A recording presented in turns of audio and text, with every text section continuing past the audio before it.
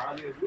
వ్యాసులు వారి 18 పురాణములు, 18 పురాణములు, 18 మళ్ళీ ఆయుర్వేదము, గంధర్వవేదము, సమస్త వేదాంతములను కూడా వ్యాసులు వారు విభాగించినప్పటికీ వేదాతీతమైనటువంటి ఉపనిషత్సారాతీతమైనటువంటి భావాతీతమైన స్థితిని గురించి నాకు తెలియదు అని ఇవన్నీ శుకులు వారు అడిగితే ఆ స్థితి నాకు తెలియదురా నేను ఫలానా విదేహి ముక్తిని పొందిన వాడికి జనక చక్రవర్తి వాడు రాజ్యం రాజువాడు సన్యాసి అవసరం కాదు ఇంకేత అక్కడికి పోయి వ్యాసుల వారి శుకులు వారిని జనక చక్రవర్తికి పంపిస్తారు.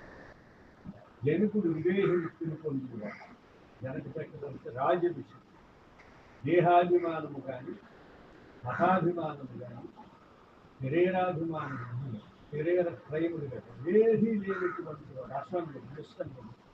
అందుకని ఆయన దగ్గరికి పంపిస్తే వారు పూర్ణభావం చేశారు శిశుకుడు వారు.